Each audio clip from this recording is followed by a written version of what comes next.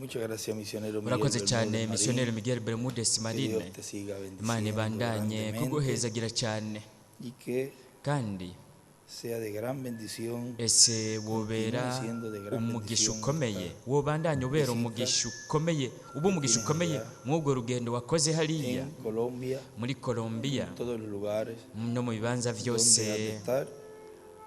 Y ya aho hemos visto uzoja cómo twamaze kubona ingene comenzó la bendición umugisha wamaze gutangura siendo impartida allí con tu visita. a gutangwa todos los hariya hermanos kubera urugendo Bella rwawe Colombia. uhabwa bene data que bo muri sean la Beja grandemente Colombia bendecidos ese bohezagirwa cyane con tu visita allá a Colombia, bakaronka a umugisha Colombia, kubw'urugendo rwawe muri Colombia y que esa bendición kandi uwo mugisha también byongeye llegue hasta ushike todos los hijos de Dios ushikire n'abana b'Imana todas partes bose del mundo. mu gice cyose aho bari mu Que gice Dios cyose te cyo mu isi bendiga, te guarde, Imana te cuide, iguhezagira ikurindi kuzigame allá, hariya y kandi regreses con uze bendiciones. ugarukana imigisha También a los hermanos allí en la na bene congregación data de hariya tu mu hermano ikoraniro rya mwene Alfonso data Acero, que Dios Alfonso lo bendiga Asero grandemente, Imana y a ti, ibahezagire Alfonso, cyane también, nawe y a Alfonso todos los nawe que están de visita n'abo allí, bose tanto babagendeye internacional ngaho baba bavuye mu los bindi bihugu locales ndetse n'abo también. mu icyo kibanza nabo y a los que están también a través del nabo bariko satélite baradukurikirana Amazonas, biciye kuri internet, satelite Amazonas en este cyangwa kuri estudio internet bíblico muri que izi nyigisho tenemos za Bibiliya para hoy, dufise z'uyu munsi el cual es basado en izo el tema nyigisho zishingiye ku cigwa el misterio del árbol de cyitwa la vida ibanga ry'igiti y el cy'ubugingo árbol de ciencia, be n'igiti kimenyekanisha del bien y del icyiza n'ikibi que fue predicado el 30 bwavuzwe de mirongo agosto de itatu z'ukumunani mu gihumbi 1997 n'amajana en Agua Dulce, muri Veracruz, Agua Dulce Veracruz México. Mexique Puso allí la escritura yakoresheje icyanditswe nuestro hermano William Soto mwene data Santiago, William Soto Santiago yakoresheje icyanditswe de Génesis capítulo cyo 2, mu itanguriro ikigabane cya kabiri versos 7 a 9, umurongo w'indwi kugeza ku w'icenda y leemos kandi el verso dusome ku murongo 16. mu itanguriro ikigabane cya kabiri umurongo wa 16 Y mandó Jehová haravuga hati Dios al uhoraho hombre, Imana abarira uwo muntu de todo árbol ati igiti del cyose huerto cyo muri iryo podrás comer, tongo ukijye mas del kuko árbol de la ugomba ciencia, ariko igiti del kimenyekanisha bien y del icyiza mal n'ikibi no comerás, ntuzukijyeko porque el día kuko umunsi que de él wakiriye comieres, ko ciertamente morirás. uzopfa nta kabuza Y él escribe allí, yaciye libre yandika ko ngaha albedrío ngo de Dios. yamuhaye amahitamo Y también kandi yaranditse ko ngo no comer. nta kukijya Dice en el mensaje, mu butumwa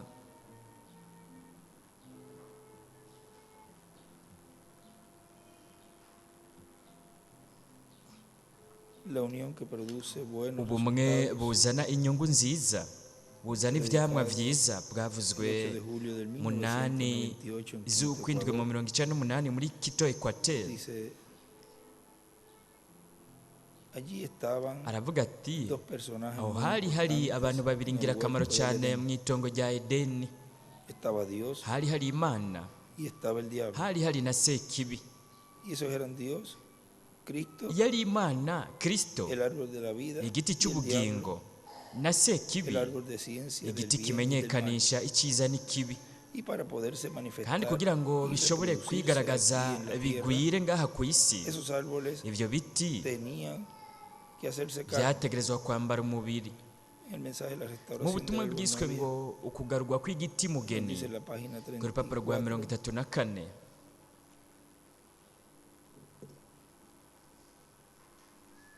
dice, oh hermano, aravuga ati mwene data él nunca se vendió con nadie. we ntiyigeze yigurisha Ese ku era muntu el n'umwe fruto de Dios, cyari icyamwa que cy'Imana fue permanecer con la palabra de Dios, kwari ukugumana manifestar la n'ijambo palabra de ry'Imana Dios. akagaragaza ijambo Él dijo de ry'Imana otra forma, we yaravuze ¿qué ati dicen las escrituras?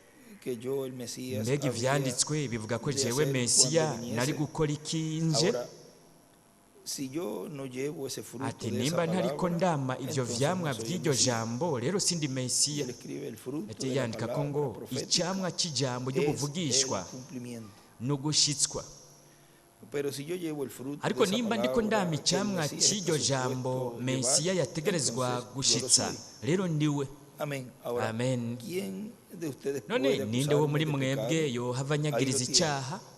¿Cuál de vuestras organizaciones ni irihe puede mu hacer la misma mashyirahamwe cosa? yanyu yoshobora gukora ibintu El nk'ibi? Mesías estaba supuesto a hacer esto y estaba supuesto mesiya a ser yategerezwa un profeta. gukora ibi kandi Ahora, yategerezwa kuba demuéstrenme umuvugishwa. que rero ustedes, con todo su nimunyereke ko conocimiento y mwebwe ideas hamwe elevadas, n'ubumenyi bwanyu pueden hacer lo n'ibyiyumviro bikomeye ko mwokora nk'ibi bintu. Él tenía el fruto de we Dios. yari afise El icyamwa Espíritu cy'imana Santo mpwemu estaba en él. yera yari muri we. Vean esto. ivyo No mubibone. los entretendré mucho para que puedan ntitubivuga tener su ko comida de cyane, Pascua, aunque su comida de Pascua debería ser la naho resurrección. imfungwa zanyu za pasika zategerezwa kuba izuka. we yabaye igiti gitunganye cy'ubuvugishwa cy'imana. amen. imana ishimwe. ngira ndababwira ikintu ubu nyene, nimba we ari igiti umukwe, mwebwe muravyizeye gutyo cyo mu itongo rya edeni, rero igiti mukwe hatariho igiti mugeni nticoshobora kwama ivyamwa. rero we ategerezwa kuba afise igiti mugeni. uwo mugeni ategerezwa kuvuka avyawe na ca kintu nyene, ijambo ryambaye umubiri. ese mwovyumva bwa buzima nyene bwo mu giti umukwe buri no mu mugeni. ibikorwa nkora namwe nyene muzobikora. mbega ibyo nivyo? mwibuke we yabaye umukwe, mwe mwovuga muti ivyo ntibihwanye n'ivyanditswe. yego birahwanye. nari mpejeje kumva icyiyumviro nk'icyo mu ikoraniro. turiko turitegurira gukiza abantu mu mwanya mutoya. mbega mwewe murashaka ko tubihinyuza? yaravuze ati jewe ndi umuzabibu, namwe muri amashami. mwebwe mwama ivyamwa, murabibona. kandi igiti cy'ikigabo n'igiti cy'ikigore birazana icyitwa pollen, hanyuma hakaza icamwa. kandi umuzabibu n'amashami nabyo bikora nk'ibyo nyene. rero ico giti cya mbere cyabaye igiti muvugishwa, igiti gitunganye. we yabaye igiti gikuru, yabaye igiti gitunganye muvugishwa w'Imana. kubera iki? we yari ijambo. abandi nabo barabavugishwa batoya, ijambo ryaraje kubavugishwa, ariko we yari ijambo ryonyene ubwaryo mu buryo bw'umuvugishwa. amen. rero turiko turashikira ikintu yaciye yandika ko ngo igiti umuvugishwa, ijambo mu buryo bw'umuvugishwa. rero nimuvyumvirize muvyitayeho ntibibacike. we yari igiti muvugishwa cy'Imana. kubera iki? we yaravuze ijambo ryose ritunganye ry'Imana, kuko we yari ijambo ry'Imana rigaragaye. we yari igiti muvugishwa gitunganye, yavuze ijambo ry'umuvugishwa ritunganye. yamye iki? icyamwa gitunganye cy'ubuvugishwa biciye mu ijambo ritunganye ry'Imana. mwene data, turiko turavuga ku giti. mbega n'igiti kihe? we yari igiti cy'ubugingo. nicyo marayika yabujije Adamu na Eva ko bogishikira. hashyizwe abakerubi bagikingira, baguma kure y'icyo giti. yaciye yandiko hejuru ngo icyamwa cy'ubuvugishwa cy'igiti, igiti cy'ubugingo. rero abo bakerubi nyene nibo bariko baragerageza kukibegereza, kucegereza abo bari bakibujijwe. ba bakerubi nyene bari hariya bakabuza ko Eva na Adamu boshikira igiti cy'ubugingo. avuga yuko abo bakerubi nyene bariko baragerageza kukibahereza, kuko yarabaronkeye inzira yabo. rero ibiremwa abantu bariko barabihakana. yaravuze ijambo ryose. igihe Satani yamuzako, umunyateolojiya akomeye yaramubwiye ati handitswe ngo, Yesu aramwishyura ati egome, ariko kandi harananditswe ngo igiti umuvugishwa gitunganye. yariko aravuga ijambo ritunganye ry'umuvugishwa, n'ibimenyetso bitunganye by'umuvugishwa, n'inyungu zitunganye z'umuvugishwa, ivyamwa bitunganye vya mpwemu. kandi mu kumunegura bamumanitse ku giti, igiti jambo bakimanitse ku giti cy'abaroma gikozwe n'abantu. Mwene data, ese ibyo byoba byinjiye neza mu mutima wanyu? Amen. Yaciye yandika ko muri data William yanditse ko ngo baragerageza kumanika ijambo mu idini. Igiti cy'Imana, yanditse ku rundi ruhande ngo igiti cy'Imana bingana ijambo.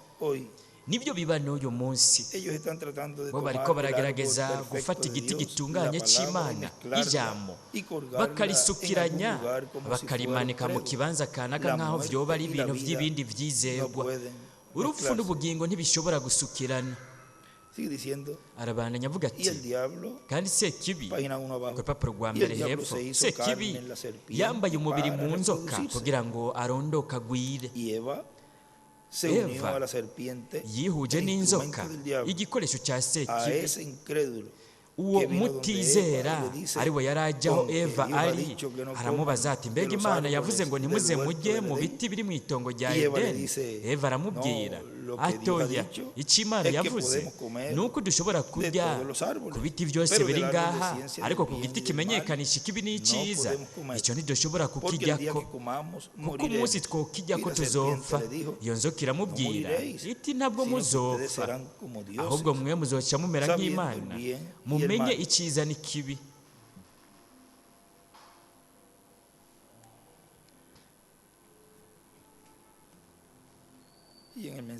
No mu butumwa bwiswe ngo ukubaka urugo no kwahukana, ku rupapuro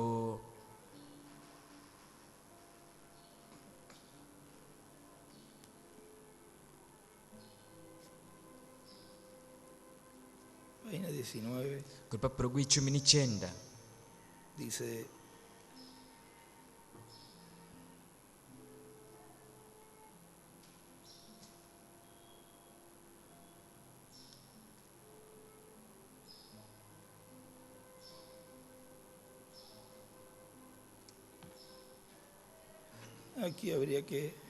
aha twategerezwa gusoma guhera hejuru, ariko hanyuma mwebwe murashobora kuhasomera mu ngo zanyu, abo bafise iki gitabo. Aravuga ati hepfo,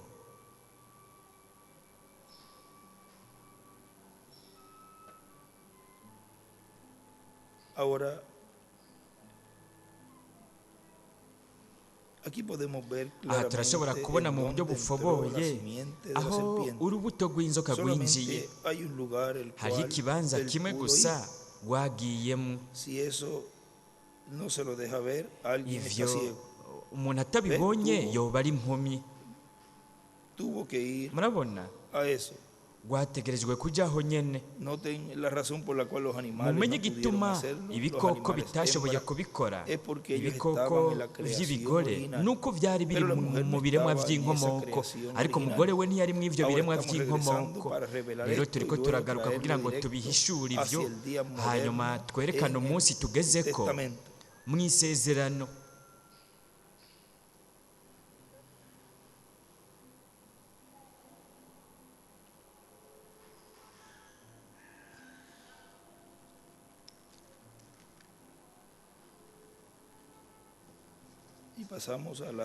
Tuje no ku rupapuro rwa 18. Aravuga ati, abariko aravuga ko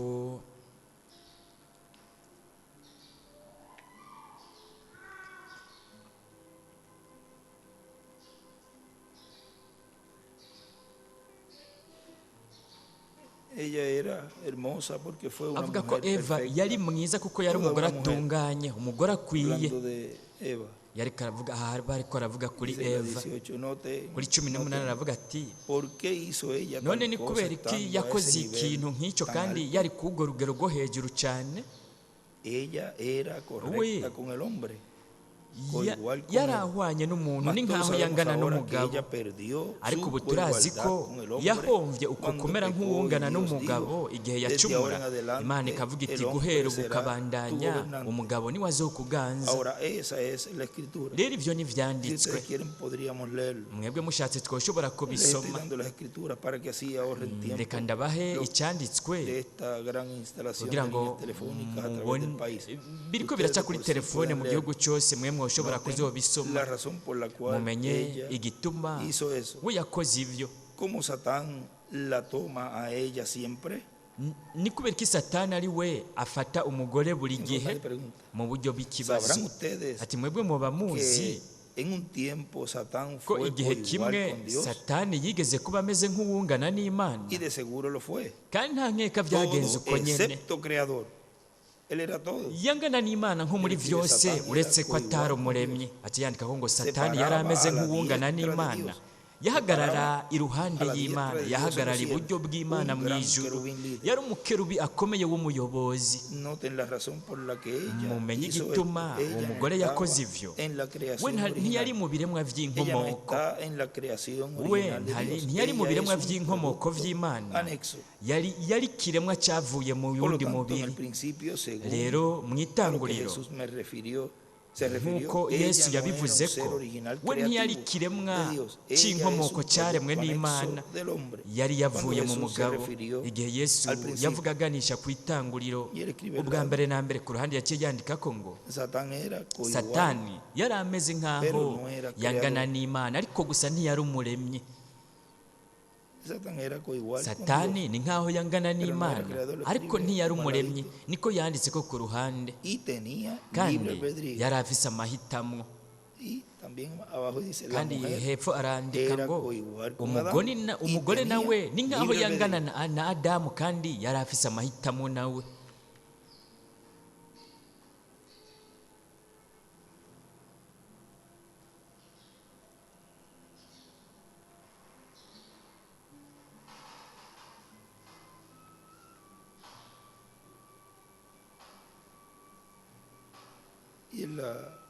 No ku rupapuro rwa 27 aravuga ati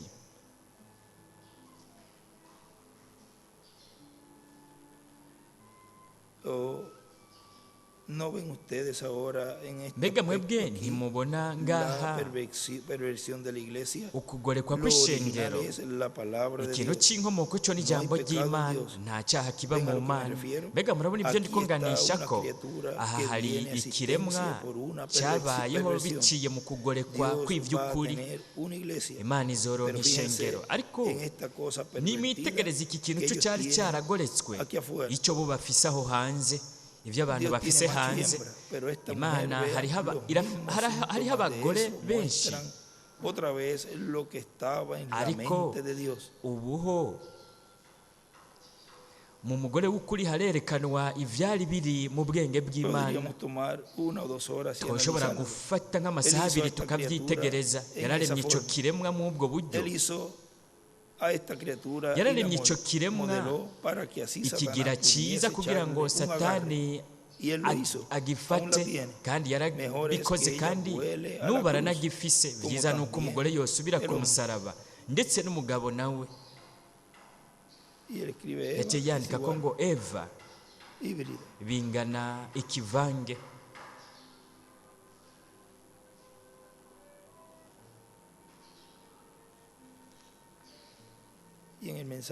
No mu butumwa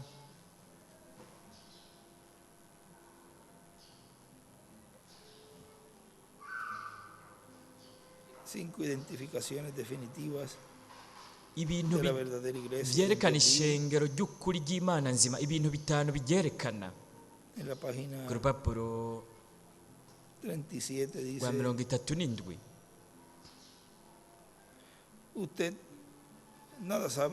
mwebwe nta na kimwe mubizi ko mutararonka mpwemu yera. mwe muvuga muti ndemeye Yesu Kristo nk'umukiza wanje. Mbega wowe warakiriye mpwemu yera igihe wizera? Wowe nimba utakiriye mpwemu yera ntukwiye no kumwita umwami, kuko we si umwami wawe. We ni umuntu wo muri kahise wemeye kubwo kwizera kwawe, ariko we nimba yarinjiye muri wewe biciye muri mpwemu yera, we rero ni umwami wawe.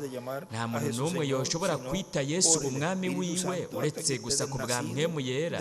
Wowe umaze kuvyagwa na mpwemu w'Imana, mpwemu yera akaba ari muri wewe. Aho rero wewe uba uri we, uba waravukiye muri ubu bwami, wewe uba ugize ishengero, wewe uba uri mu bahamagariwe gusohoka. Rero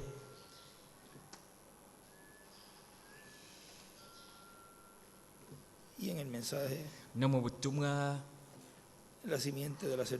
uruvyaro rw'inzoka aratubwira ati ndifuza kubabaza ku rupapuro rwa 14. Mbega Yobu ninde muri 38 igihe havuga hati mbega warihe igihe nashyiraho urufatiro rw'isi, igihe inyenyeri zose n'umutwenzi byashemagiza n'abana bose b'Imana? Yesu yarababwiye ati naranezeranywe namwe imbere y'uko isi iremwa. Ntituri biremwa byo mu gihe gishira, turi biremwa byo mu bihe bihoraho.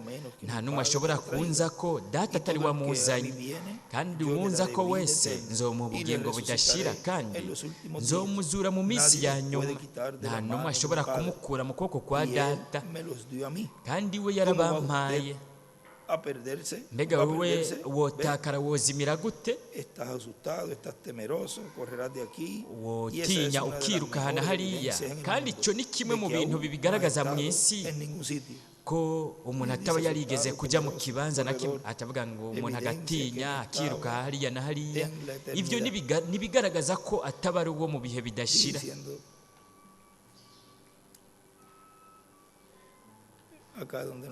Aho twagarukirije ku bintu bitanu ku rupapuro rwa 37 ati ubuzima burashobora kuva mu rutete rw'ikigori. Ubwo rugano ruba rufise ubuzima muri rwo. Urugano rw'ikigori rutewe, rumwe rurashobora kumera urundi ntirumere, cyangwa rukabaho mu buryo kanaka. Nta na kimwe kiba kiri mu ubwo rutete, naho rwoshobora kuvamo amababi meza y'ikigori. Ubwo kwama ikigori cyiza kurusha urundi rugano, rukamera neza kurusha urundi rugano, ariko atabuzima buri mu ubwo rutete ntigwoheza ngo rumere. Icyo yandika ko ngo ntihazoba izuka ryo kuzukira mu bugingo budashira. Umuntu nimba atari afise ubugingo bwa mbere ntashobora kongera gusubira kubaho. Arandanya avuga ngaho twari twagarukiye ku rupapuro rwa 2. Kandi biciye mu uko kunga ubumwe, yunze ubumwe no kutizera,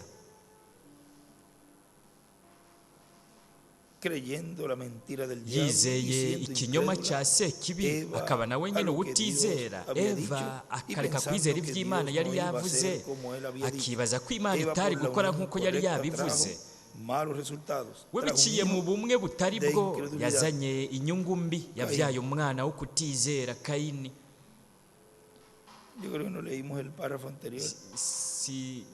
Sinibaza ko twasomye paragrafi ibanza, reka tuyisome. Murabona ko kwabaye kugaragara k'utizera wa mbere ngaha ku isi, ukugaragara kw'inzoka. Isi izwe na Sekibi. Sekibi yari imbere mu nzoka. Aho ni mu buryo bw'ikibazo. Kandi igihe yavugisha Eva ikamuvugana nawe ku bijyanye n'ijambo, yamubwiye ko atari gupfa, kandi Imana yo yari yavuze ko baca bapfa bariye ku icyo giti kimenyekanisha icyiza n'ikibi.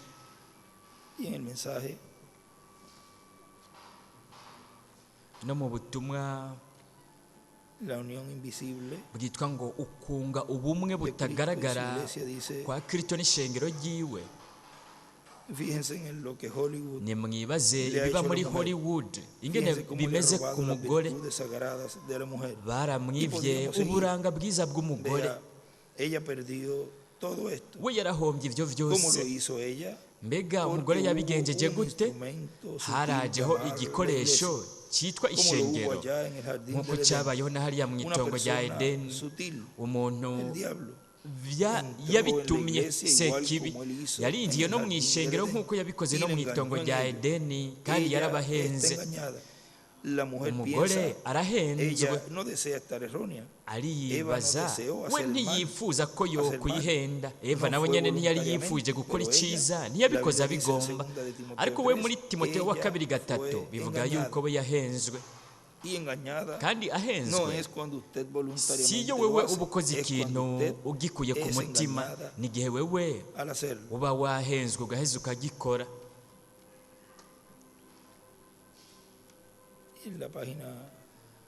No ku rupapuro rwa 26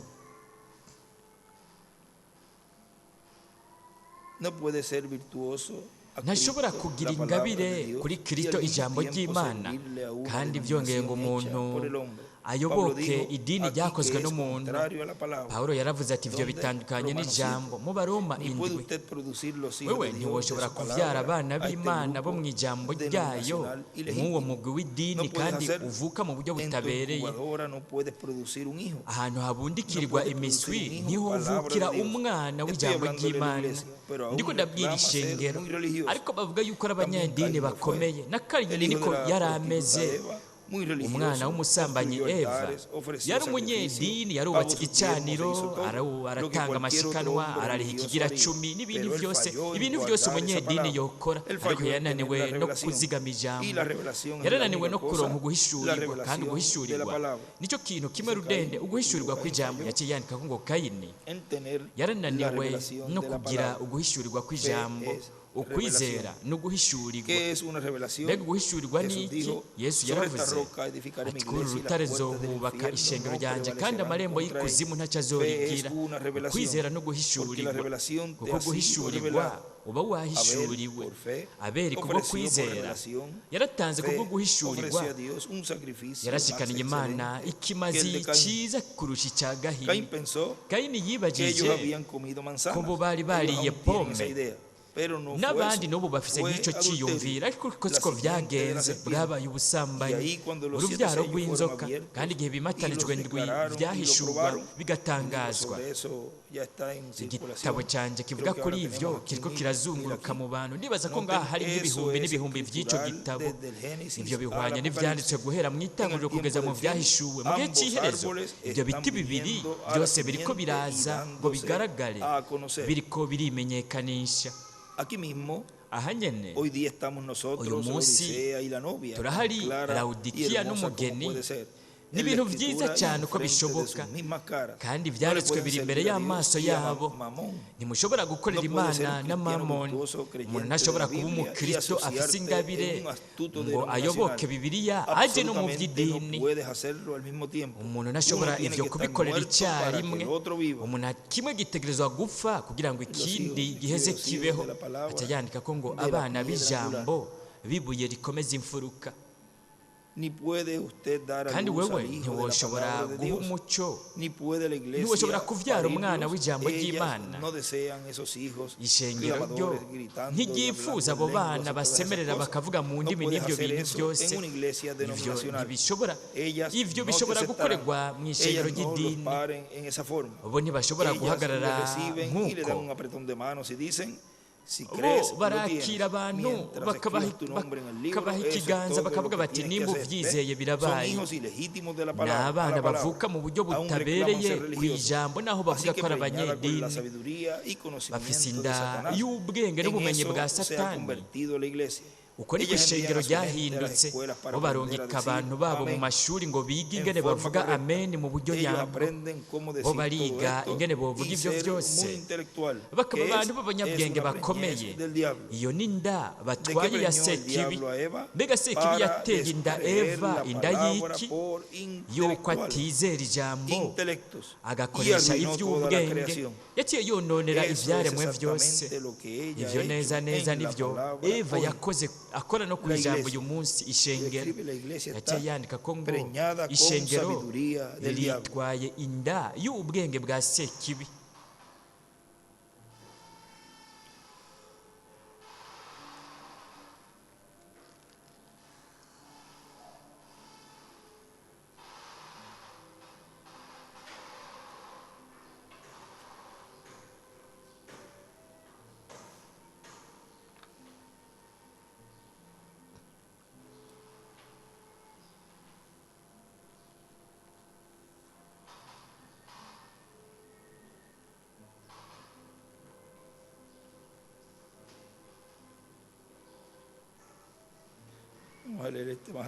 Reka turabe dusome no ngaho imbere gatoya, dusome bundi bushasha paragrafe twasimbye ngaha kugira ngo bitonde umurongo neza. Kandi biciye mu ubwo bumwe yunze ubumwe no kutizera, yizeye ikinyoma cya Sekibi. Eva nawe akaba utizera ku vy'Imana yari yavuze, ntiyibaze ko Imana ibikora nk'uko yabivuze. Eva biciye mu kunga ubumwe butabereye yazanye inyungu mbi, yavyaye umwana wo kutizera Kayini. Mu butumwa bwitwa ngo ukwikangura muri Amerika Latine bwavuze 16 z'ukw'icyenda mu 1991 muri Valparaiso muri Chile. Aravuga ati mu iyo nganji y'ubwiza y'imyaka 1000 Amerika Latine irahafise imigisha ikomeye. Ibyo vyerekana ko Amerika Latine idafise imigisha mu bwami bw'abanyamahanga, ahubwo ifise imigisha mu bwami bw'Imana, kugira ngo ntibajye ku giti kimenyekanisha ikibi n'iciza nk'uko ibihugu vyariye kw'ico giti. Ibyo bihugu ni mu ntamukondwi cyangwa ibihendo by'ishengero ry'abanyamahanga, ibyo bihugu byari biri ku isi, abo barashyitse ku iterambere rikomeye mu byo bashakashatsi, barabikoresheje cyane mu ntambara. Ariko Amerika Latine na Karayibe ifise amahirwe yo kujya ku giti cy'ubugingo kugira ngo bame iterambere ryo mu buryo bw'impemu mu mugambi w'Imana, kandi hashingiwe ku mugambi w'Imana. Gutyo rero muri bo hahinduke ukuri, iryo terambere ryo mu buryo bw'impemu, iterambere kandi mu bwami bw'Imana, kugira ngo ntibabeho ibihwanye n'iby'ibihugu bita iterambere, ahubwo babeho ibihwanye n'iby'Imana yitwa iterambere. Ubwa mbere ni iterambere mu kumenya Imana. No muri ubu butumwa nyene twasomye byitwa ngo ibintu bitanu ku rupapuro rwa 17, ibintu bitanu vyerekana ishengero ry'ukuri ry'Imana. Aravuga ati ninde yashizeho iri shengero? Ni Yesu Kristo. Nta archbishop n'umwe cyangwa umugwi w'abantu cyangwa papa n'umwe cyangwa umuntu akomeye n'umwe, ariko Yesu Kristo yavuze ko ari ubwami bwiwe. Yaciye yandika ko ngo ishengero ryiwe, ubwami bwari kuza mu bubasha. Bamwe mu bari ngaha mu kigabane cya 16 muri Matayo yaravuze ati ndababwira ukuri ko bamwe mu bari ngaha batazobona urupfu kugeza babonye ubwami bw'Imana buje buri n'ububasha. Kandi ibi n'imiburi buri jewe noshobora kuvuga ko ntahora ndabitahura. Kandi nsomye ibi yaciye yandika ngaha, ubu rero ndaheza ngaca ntahura iki cyanditswe. Kandi nta nkeka na benshi bo muri mwebwe namwe cyane byoshoboka ko boba hari abo bari basanzwe babizi, ariko ni murabe ingene yaciye yandika ku iki cyanditse cyo muri Matayo 16 ahavuga ati ukuri no kuri ndababwire bamwe mu bari ngaha ntibazobona urupfu kugeza babonye ubwami bw'Imana buje mu bubasha. Yaciye yandika ko ngo ishengero ryarazwe mu mwuzuro. Ni murabe ingene ari ikintu gikomeye cyane icyo bisigura ubwami bw'Imana buje mu bubasha, mu bushobozi. Ibi ntibyari biri byanditswe muri Bibiliya, byari byanditswe mu vyanditswe by'iyi ntumwa. Jewe binarinda bikeneye nk'akarorero, ibi sinarinda biza ariko ubu nabimenye. rero ubu ni ikindi kintu umubiri wanjye, ubugingo bwanjye, impwemu yanjye n'umubiri byari bikeneye kugira ngo ngume nshika ku mwuzure w'ijambo. hariho ikindi kintu cyambaye umubiri muri jewe. rero gutyo ndazi ko ariko bimeze no kuri uyu munsi wo muri mwebwe. ubwami bw'Imana buje mu bubasha, ishengero rirazwe mu mwuzuro. kugeza ubu turabitahura. iminsi mikeya gusa inyuma yaho yebu yaciye abambwa, mpwemu yera caramanuka. bamwe bo mu bari ngaha ntibazobona urupfu kugeza babonye ubwami bw'Imana. ubu rero turatahura icyo ari cyo, uko batabona urupfu, ni ukuvuga kugeza babonye ishengero rirazwe mu mwuzuro.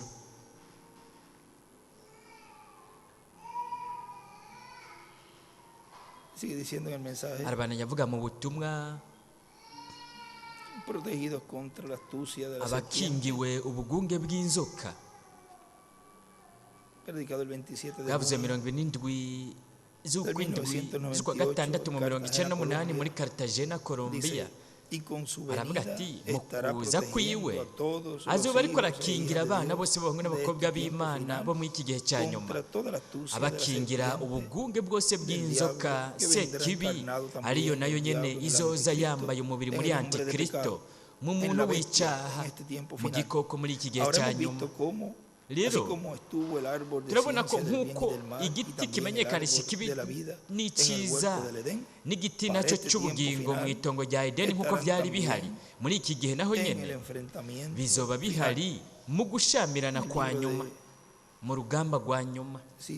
mu gitabo cy'imirongo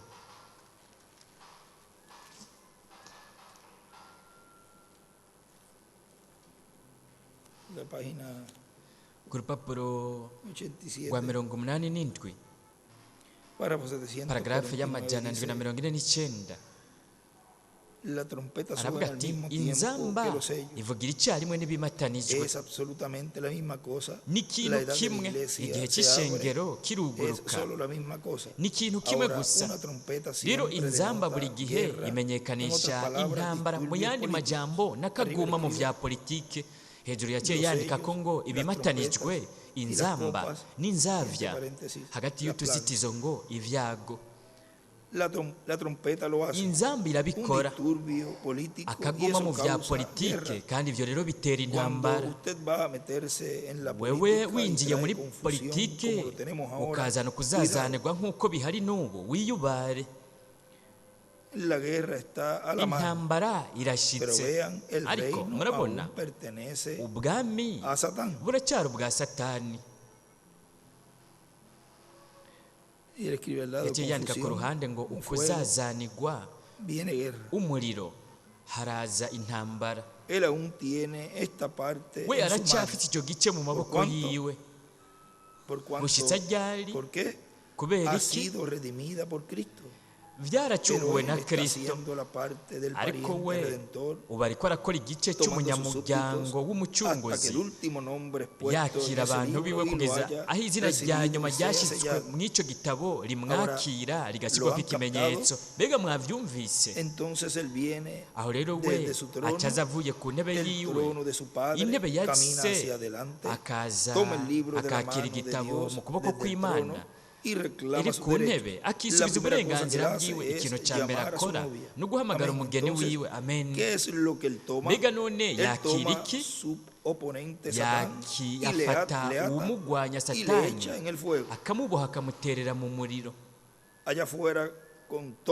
hanze n'abamukurikira bose. atiyandika ibyashuri hana 20:1-3.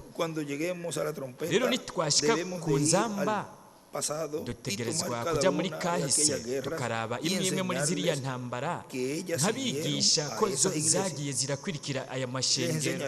nzobigisha ko izo ntambara zagiye zirakurikira ibimatanijwe, intambara n'ibihuha by'intambara. ariko inzamba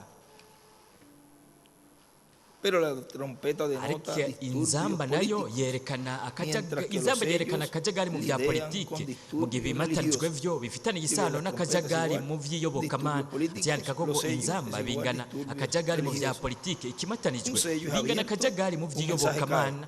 ikimatanijwe cyuguruwe, ubutumwa buraza. rero ishengero buri gihe ikindi y kintu todos sus dignatarios. Y cuando ese verdadero mensaje baja, kandi ubutumwa bw'ukuri aparece ese bwururutse mensajero y lo haraboneka estremece en intumwa pedazos.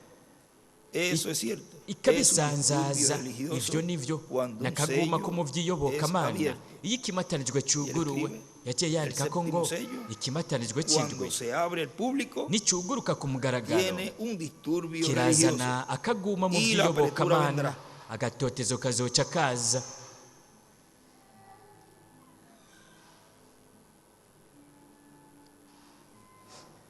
Y en este extracto que íbamos a leer no mwaka acá, gace k'ubutumwa tugira de dusome divorcio ngaha casamiento, mu dice, gitabo cyitwa ngo ukubaka urugo no kwahukana. ¿por qué? Ni kubera iki? ¿Por qué fue hecho? Ni kubera iki vyabaye? Por medio de lo cual engañar.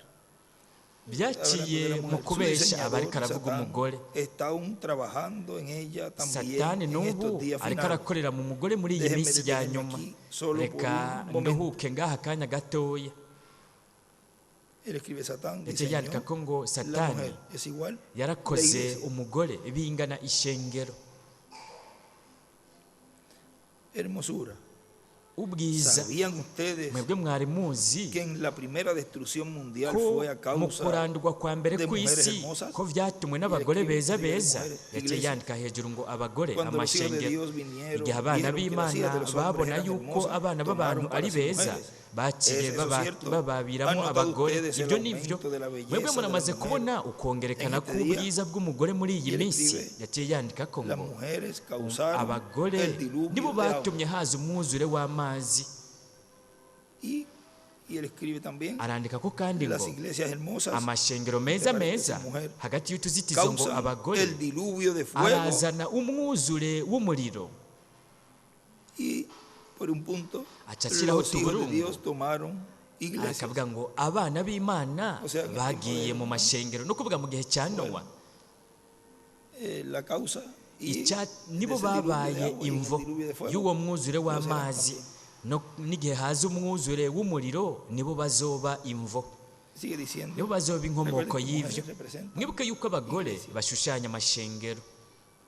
el árbol de ciencia, página 3 Ku abajo, rupapuro rwa gatatu El hepfo árbol de ciencia igiti del kimenyekanisha bien y del mal. icyiza n'ikibi que es el diablo, estar aricyo encarnado se en el kibi hombre de kizoba pecado, cyambaye umubiri en mu el muntu anticristo, w'icyaha muri y el árbol antikristo. de la vida que Igiti Cristo cy'ubugingo estará nacyo ari Kristo hecho carne en el kizoba día cyambaye postrero, umubiri en ku su munsi ángel w'iherezo, mensajero, yambaye umubiri en el mu siervo mumarika fiel y ntumwa wiwe, prudente, mu mushumba dándonos su w'ubwenge palabra w'umwizigwa de ariko vida araduha eterna, ijambo ryiwe para ry'ubugingo comer del budashira árbol de la kugira ngo vida tujye ku giti y vivir cy'ubugingo eternamente tubeho y ibihe ser bidashira transformados en duhindurwe este tiempo final. muri iki gihe cya nyuma. Hay una parte donde hariho habla agace aho we avuga el hermano Branham de Mwendata Branham akavuga si yo pudiera extenderme ati para iyaba agarrarlo, nari nshoboye kurambura para ukuboko tomarlo, nkacakira. creo que es en citas, Umenga ni mu gitabo que cy'imirongo yo casi puedo ati iyaba nari nshoboye extenderme y lo kuramvura agarro, ukuboko algo así. nkacakira nkacyamura.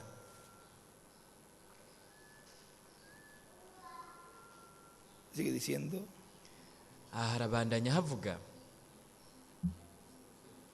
07, vamos a leerlo, ni kuri ubusa indwi. porque fíjense que Reka tubisome kuko allá murabona ko hariya fíjense en esto, nimurabe ibi murumva ko ibi a esas palabras se le dijo ayo majambo vamos a ir yarayabwiwe. con esta parte Reka tujyanishe n'aka gace donde él dice aho we en Génesis, avuga mu itanguriro luego de la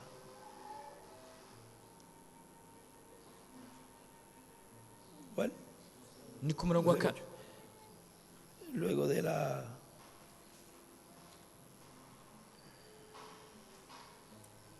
busca ahí donde luego de la caída murondere aho dice havugwa que no inyuma vaya a ser que y'ukugwa alargue su mano. ahavuga ngo ntahava aramvura Itome. ukuboko ngo yamure. Creo que es 3, nibaza ko ari mu itanguriro, nibaza ko ari itanguriro gatatu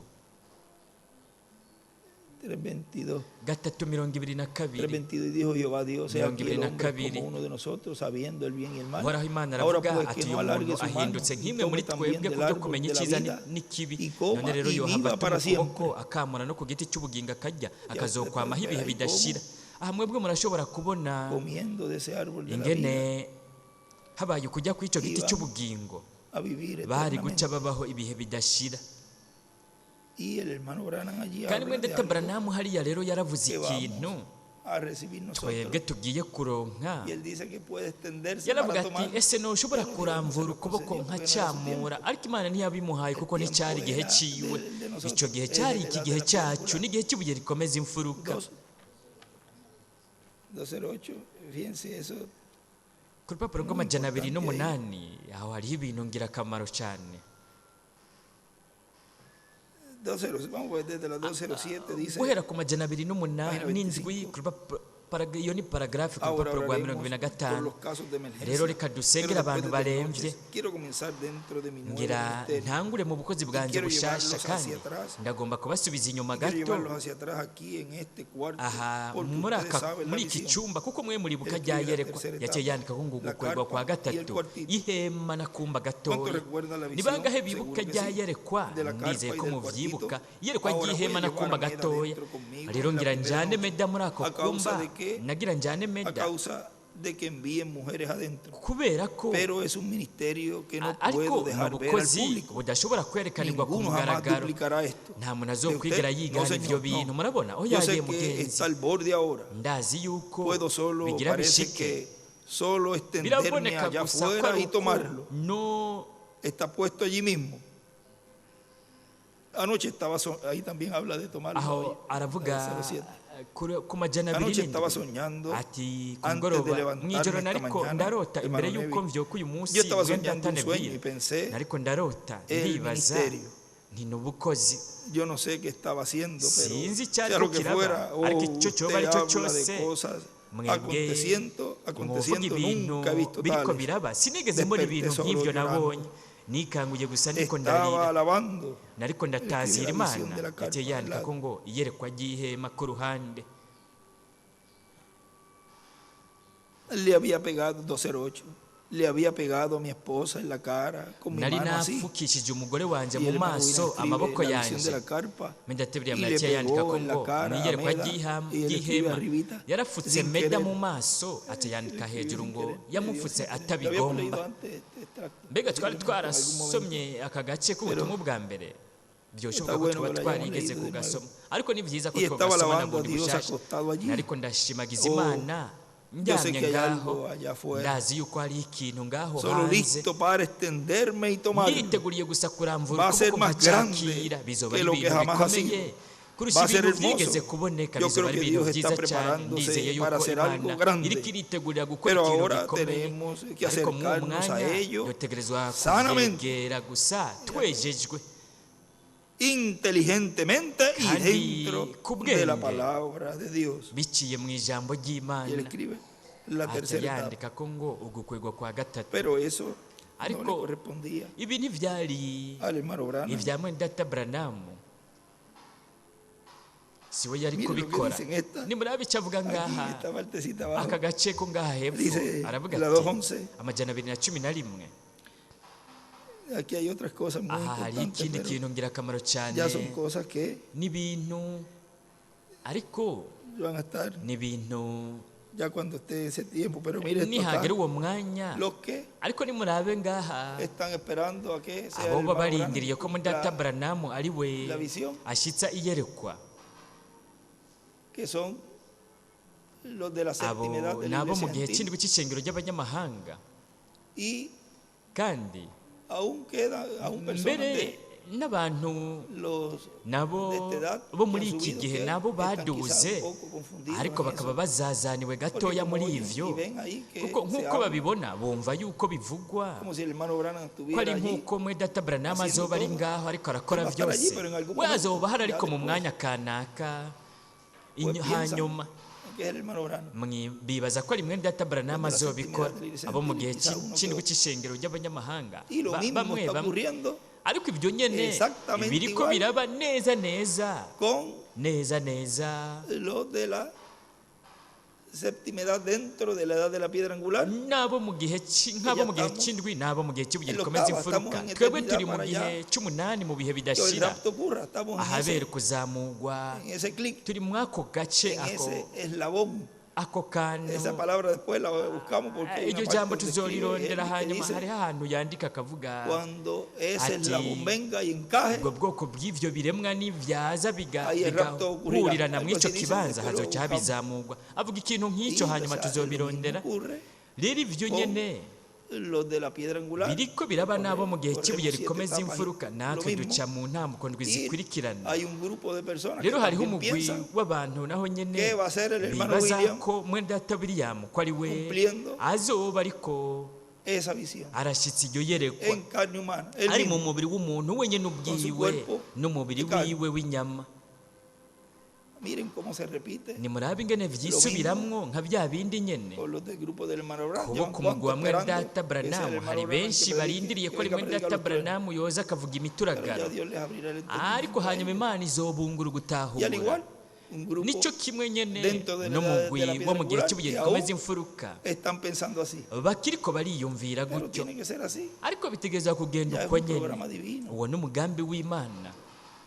Nimurabe ibi bintu bikomeye ingene ngaha mwene data William aduha inyishu y'ivyo. Paragarafu y'amajana 211 aravuga ati, narabwiwe igihe kimwe n'inkiyerekwa umwami yampaye haheze umwaka, canke igihe coba kirenga ico, biranditse mu gitabo muhira impinduka z'ubukozi. Mu gihe cyarenganye nari mwiyerekwa mbona ihema rinini, cyari ikintu kinini c'ikirenga, kandi ni nkaho nari ndangije kuvuga. Ubugingo bwinshi bwari ku gicaniro, bariko bararira bakirije amaboko hejuru batekereje. Umuntu mwiza w'umusore w'ijwi ryiza yaraje ku gicaniro, aravuga ati, nimutonde umurongo babasengere, mu gihe mwene data Branham akiriko aritegura. Yaciye yandika ko ngo mu gihe mwene data Branham akiriko aritegura, yaciye yandika ko ngo Eliya akiriko aritegura.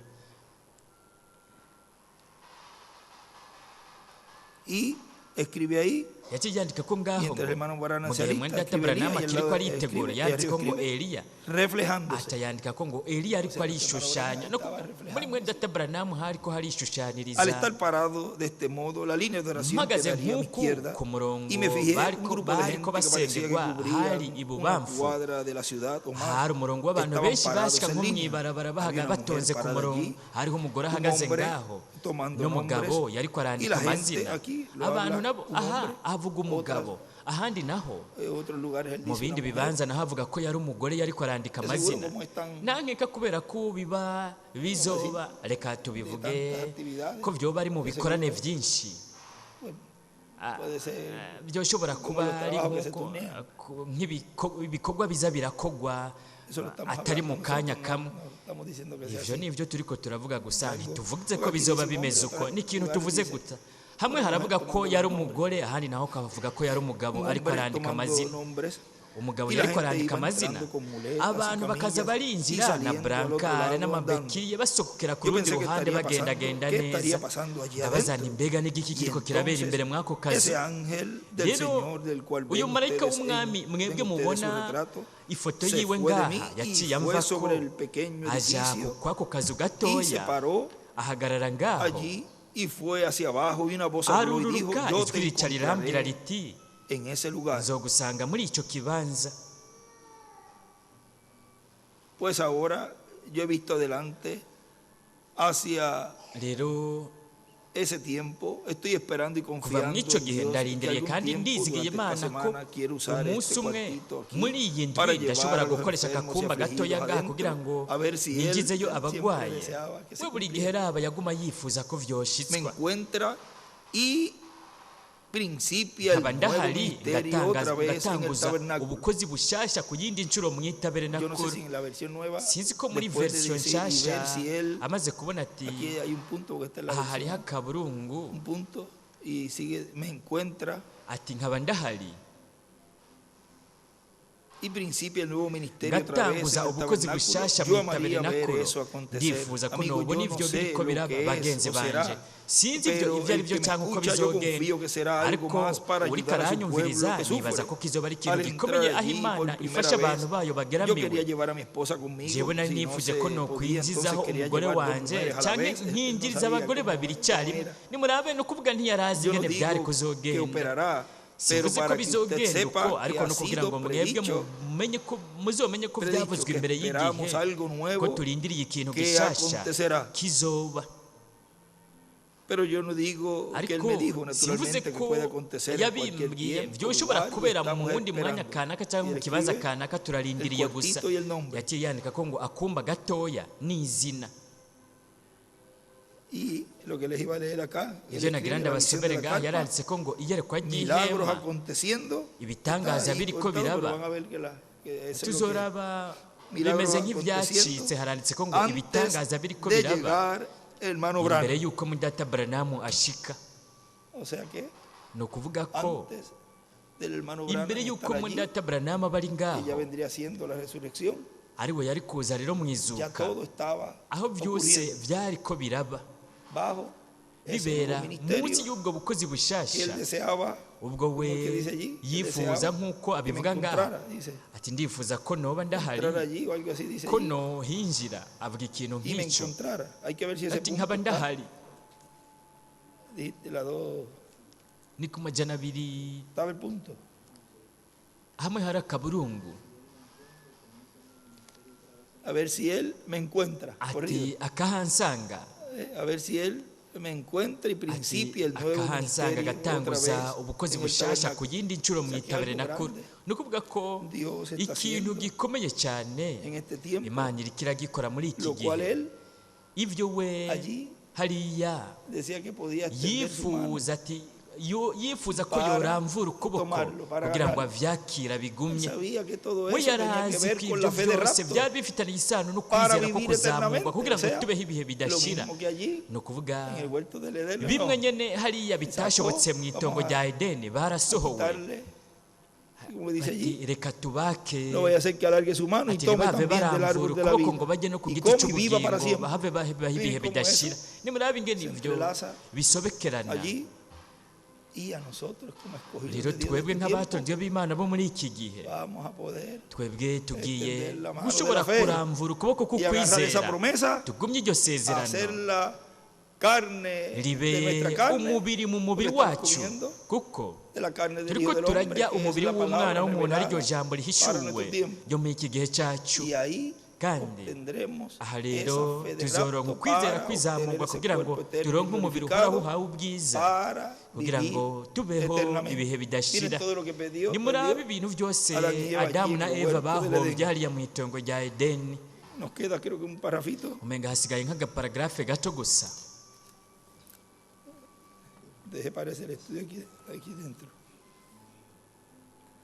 El área de bendición divina predicado el 27 de enero de ikibanza w'Imana bwavuzwe mu 1991 muri Cayeye, Puerto Rico. Ati mu buryo bw'impemu ikibanza cyahera cyane cy'ingoro Mose yubatse n'ingoro Salomo yubatse ishushanya itongo rya Edeni ahari hari Imana hari hari igiti cy'ubugingo. Kandi ibyo byose turabifise bishushanyirizwa mu kibanza cyahera cyane cy'ingoro yo mu buryo bw'impemu y'Umwami Yesu Kristo. Mbega none ibyo byose bisigura ibyo byose bisigura ko mu buryo bw'impemu ko twebwe turiko turaba mu itongo rya Edeni kandi turiko turajya ku giti cy'ubugingo kugira ngo tubeho ibihe bidashira kugira ngo duhindurwe twinjire mu bugingo budashira dufise imibiri ihoraho.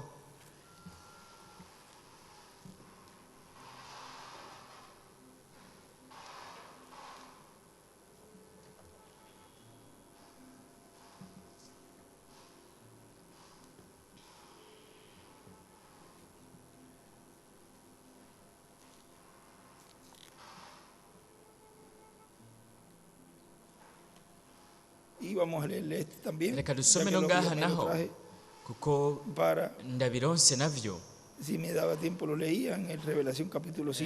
bivuga ku gitabo kivuga ku vyashurwe hano kigabane cya 5 igice cya mbere cy'ico gitabo urupapuro rwa 21.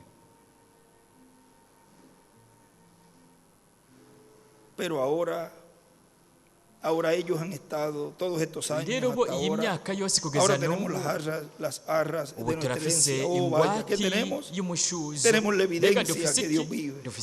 Tenemos la evidencia que Dios está con nosotros. Tenemos la evidencia que Dios no nos ha desamparado, que somos suyos y Él es nuestro, porque nosotros en nuestros cuerpos, nosotros ahora tabernaculamos al Espíritu Santo de Dios que clama, Abba Padre, y no hay nada que pueda quitar eso. Estamos anclados en Cristo. Ahora, los árboles no lo tienen. La naturaleza no la tiene, pero aún estamos gimiendo con ellos, como la naturaleza. Pero aún estamos gimiendo con ellos porque aún no hemos recibido la plenitud de nuestra adopción. Pero tenemos las arras de ellos, que fuimos recogidos de las cosas del mundo y ahora llegamos a ser hijos e hijas de Dios. ¿Qué clase de gente debemos ser? Oh, vaya, cuando pensamos eso, piénselo. Ahora tenemos las arras, nuestro espíritu está gimiendo por la adopción plena, pero ahora tenemos las arras de Él, mientras que recibimos al Espíritu Santo, eso es, las arras de nuestra completa adopción o completa salvación. Oh, cuán hermoso, yo amo eso. Correcto. Estamos esperando la plenitud de la adopción. ¿Cuándo sucederá esto? En la primera resurrección. Eso es cuando nuestros cuerpos serán cambiados de estas criaturas viles que somos y tendremos un cuerpo como su propio glorioso cuerpo, porque le veremos como Él es y seremos como Él. Cuando Él aparezca, seremos a su semejanza. Tendremos un cuerpo como el suyo, un cuerpo glorioso y glorificado, y todas las pruebas y luchas de la vida se marchitarán en una pequeña neblina y se desvanecerán para nunca más. ntibyongere kubaho ukundi. Ese Imana yodufasha vuba uwo mwanya ukagera, uwo mwanya wo guhindurwa kwacu. Reka duhaguruke twakire muri iki kigwa dufite cy'uyu munsi ibanga ry'igiti cy'ubugingo, be n'igiti kimenyekanisha icyiza n'ikibi. Ntitwashoboye gusoma ibyo twari gushobora kuvuga ko byose, kubivuga ku byo Miguel yari yavuze ko, ibyo yavuze ko muri iyi ndwi bijyanye no guturika kw'ikimatanijwe cy'indwi. Ariko uko turushyiriza kubanza kurondera byinshi, tuzoheza turonke byinshi byo kuvuga ko, kuko hariho imirongo myinshi aho bivuga ko twagumye turi ko turavyegeranya kugira ngo nihaboneka uwo mwanya, kuko ubwo butumwa bw'icyo kigwa burimo ibintu byinshi. Icyo tumaze gukora gusa ni nko kubica ko turengana. Nimurabe isaha yose irakwiye, ariko raba ibyo tuvuze n'ibintu bike cyane. Ariko Imana, turashimira Imana ko twasigiwe ijambo ry'umusesekara ryo muri iki gihe cyacu. Iryo buri gihe uko twumviriza tukanasoma ibi bintu byose yanditse, ukwizera kwacu kurakura, ubumenyi bwacu burakura, kandi buri munsi turushyiriza kwegereza cya kintu gikomeye cyo gushyitswa mu mwuzuro kw'iyerekwa ry'ihema. Hari ishengero ryiteguriye icyo kintu.